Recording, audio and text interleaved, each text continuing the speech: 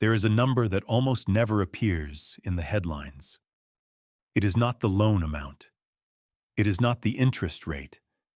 It is the distance between what a country owns underground and what that country is allowed to keep above ground. That distance, measured in contracts, conditions, and decades, is the real story. And in nations with actual gold, actual oil, actual minerals sitting inside their borders, that distance tends to be very, very wide. We are not talking about poor countries begging for handouts. We are talking about nations with documented, measurable, geologically verified wealth. Countries where the soil itself is an asset. Countries where the coastline moves billions of dollars worth of goods every single year.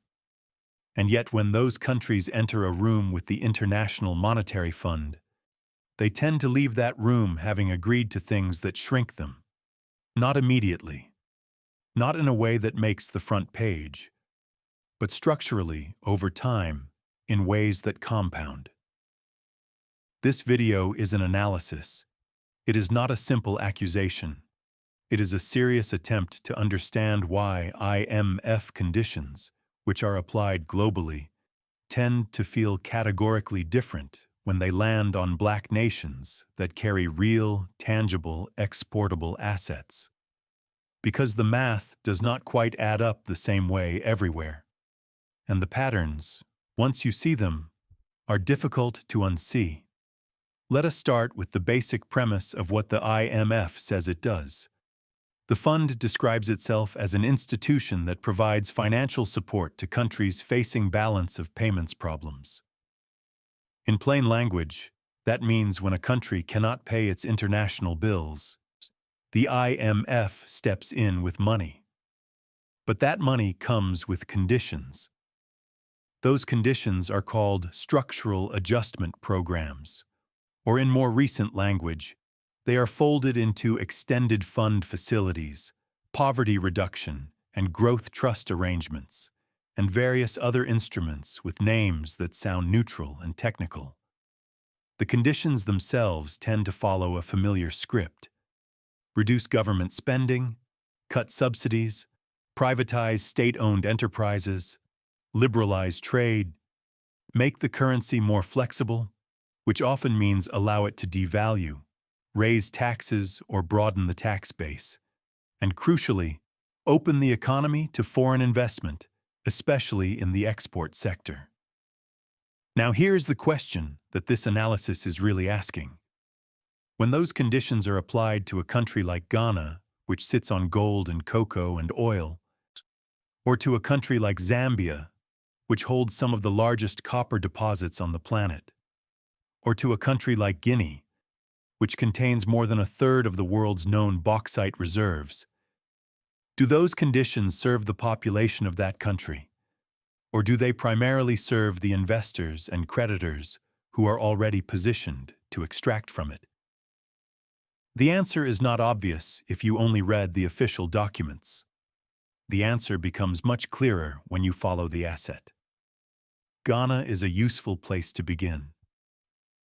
Ghana discovered oil in commercial quantities in 2007.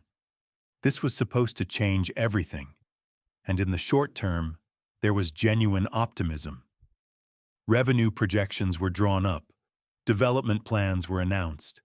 The government of Ghana established a petroleum fund.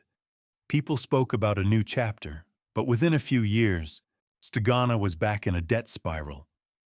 By 2014, Ghana had returned to the IMF for a bailout. The conditions attached to that program required spending cuts, wage freezes for public sector workers, and adjustments to subsidies that affected ordinary Ghanaians directly. The oil, meanwhile, continued to flow. The contracts with foreign energy companies, many of them signed before the IMF program began, remained largely intact. The extraction continued on schedule. The population absorbed the austerity. The asset kept moving offshore. This is not a conspiracy. It is a structural pattern, and it matters to understand why it happens, not just that it happens. When a country signs an agreement with the IMF, the fund conducts what it calls an Article 4 consultation, an assessment of the country's economic health. That assessment looks at fiscal balances, debt levels, current account deficits, reserve positions. It does not primarily look at the long-term value of what is still in the ground. It does not price in the generational wealth that a country holds in mineral form. It prices the present liability and offers short-term liquidity in exchange for structural reforms that, in many cases, make it easier for foreign entities to access the very assets the country holds. Think about what that means in practice. A country with $10 billion worth of mineral reserves in the ground may be treated, in the IMF's framework, as financially distressed because its current account is in deficit and its foreign reserves are running low. The solution offered is a loan with conditions.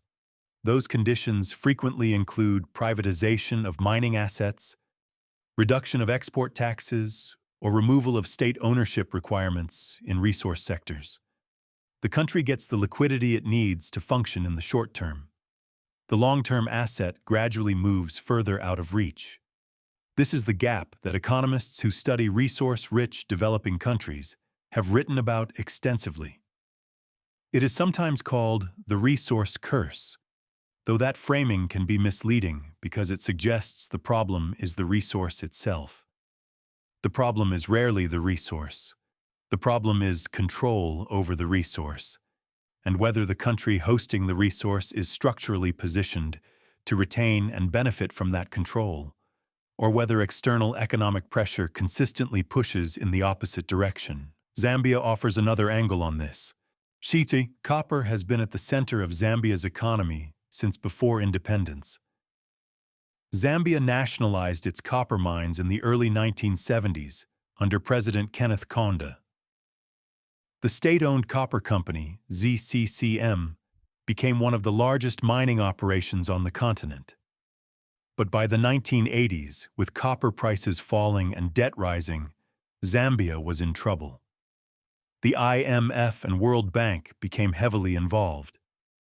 By the 1990s, under intense structural adjustment pressure, Zambia privatized its copper mines. Foreign companies came in. They took over operations. They brought investment, yes, but they also negotiated contracts that gave them favorable tax terms and limited the share of revenue that remained inside Zambia. For decades after privatization, the debate inside Zambia about those contracts was one of the most important political conversations the country had. Who got the better deal? What did Zambia actually retain? Was the austerity of the 1990s worth what followed? These are not abstract questions. They are questions about ownership. And they are questions that emerged directly from a moment when the country was financially distressed enough to accept conditions it might not have accepted if it had been negotiating from strength. This is the structural leverage point that matters most in this analysis.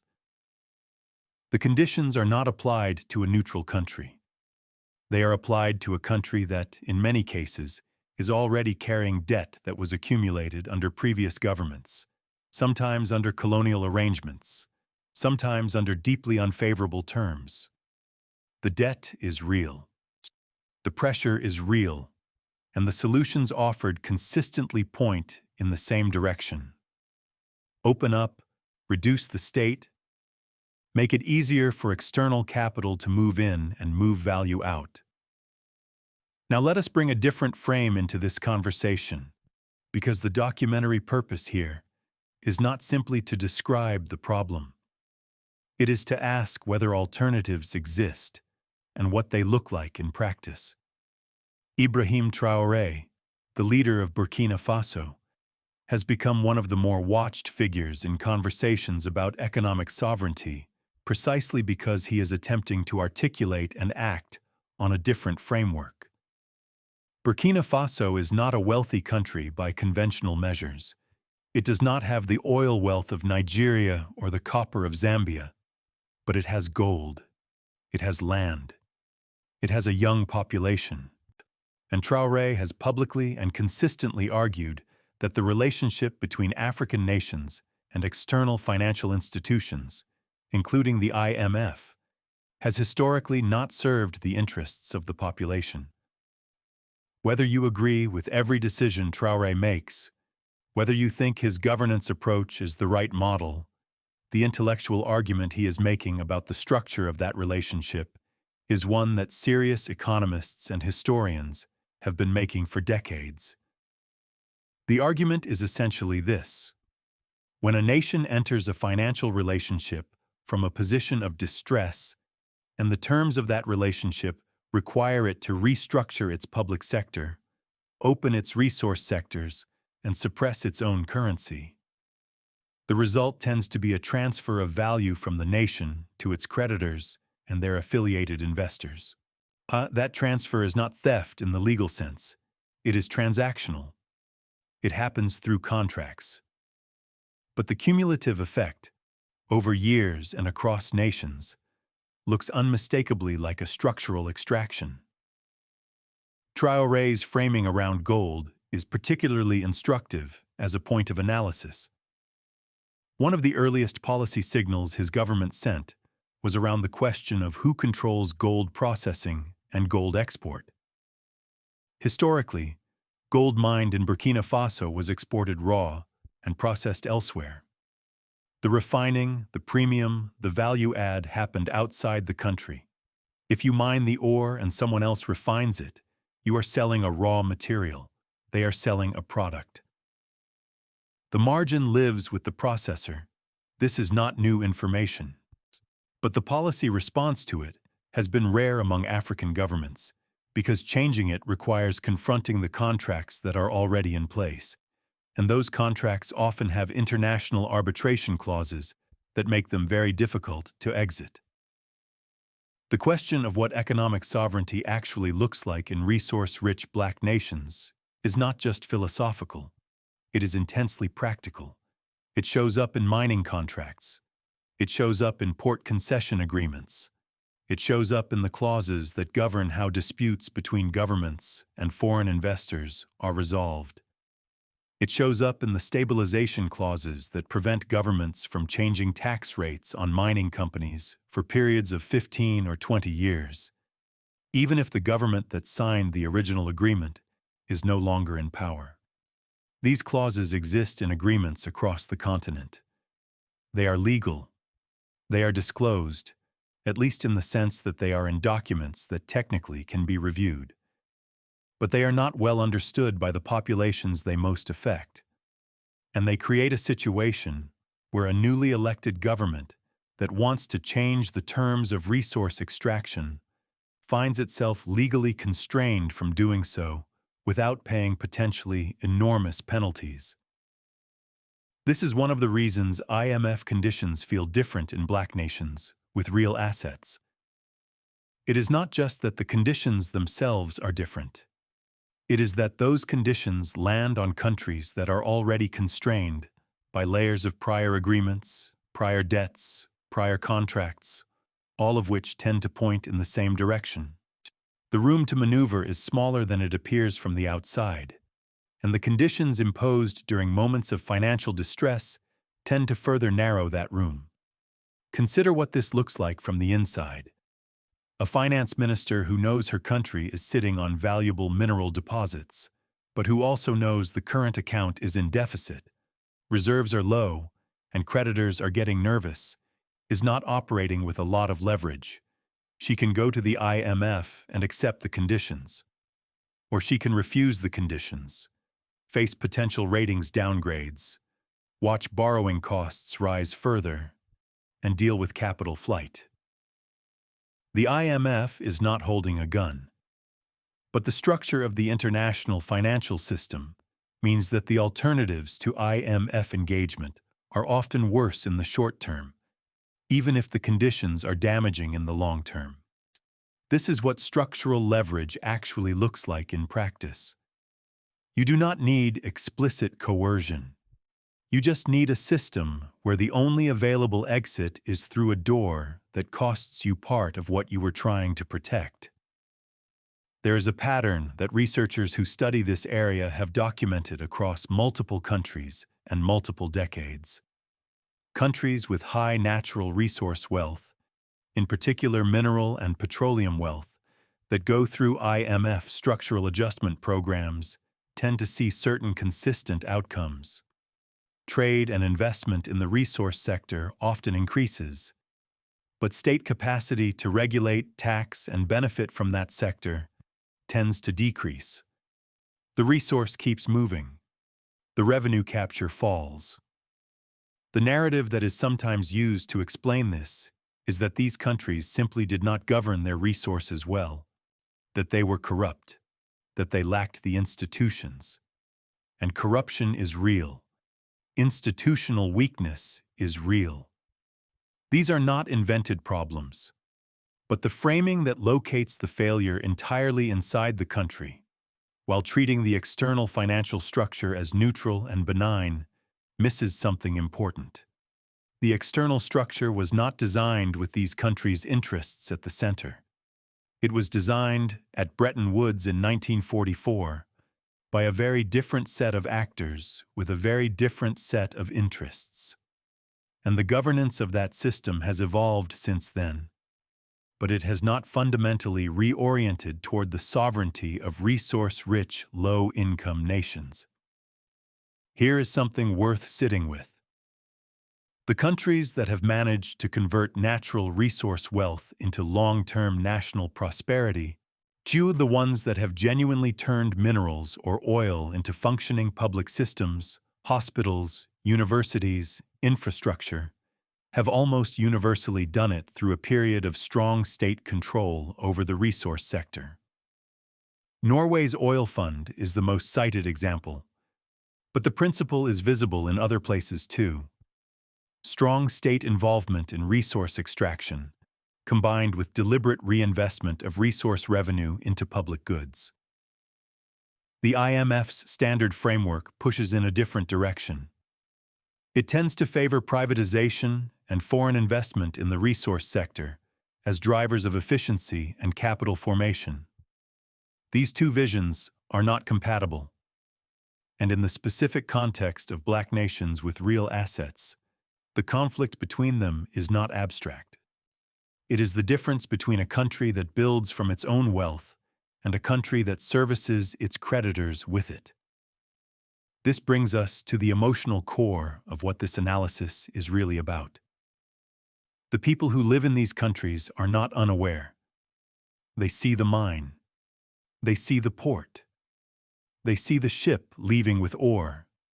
They see their hospital with no supplies. They are not confused about the geography of the thing.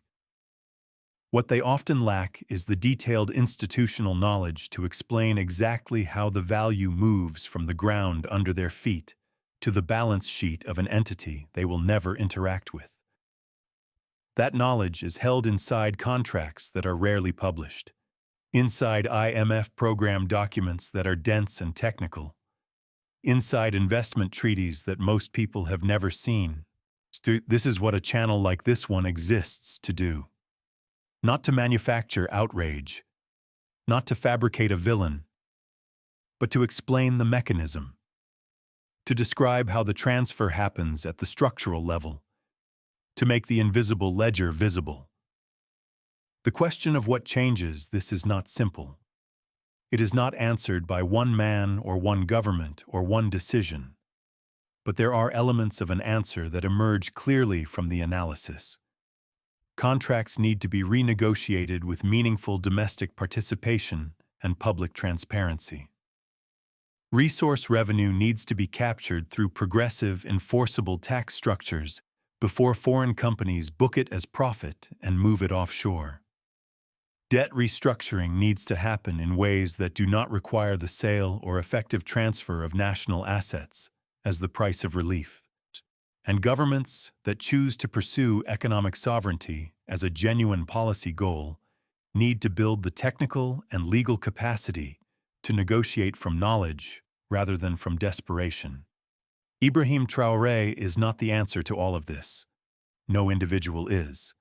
But the fact that his articulation of these principles has resonated so widely across West Africa, across the diaspora, across people who have never been to Burkina Faso and may never go, tells you something about the hunger for a framework that makes the extraction legible. People are not responding to a personality. They are responding to a diagnosis. They recognize the description. They have seen the mine and the poverty in the same frame. They have wondered who wrote the contract. They want to understand the distance between what the ground holds and what the people receive. That distance is not natural. It is not inevitable. It is structured, and the structure has authors. The IMF's conditions, when applied to a nation sitting on documented mineral wealth, do not automatically serve that nation's long-term interest in controlling and benefiting from that wealth. That is not a conspiracy theory. That is an observable pattern across multiple countries, across multiple decades. The conditions are designed for a particular kind of economic problem, one rooted in the principles of liberalization and external investment as the engines of growth. When those conditions are applied to nations whose primary challenge is not the absence of capital, but the absence of control over the capital they already possess, the result is often a deepening of dependency rather than a resolution of it. Economic sovereignty, in this context, is not an ideological slogan. It is a practical requirement. It is the condition under which a nation can make decisions about its own assets without being structurally coerced into choices that serve someone else's balance sheet. And right now, for too many nations with real wealth in their ground, that condition does not exist. The ledger is real. The assets are real. The question is, who holds the pen?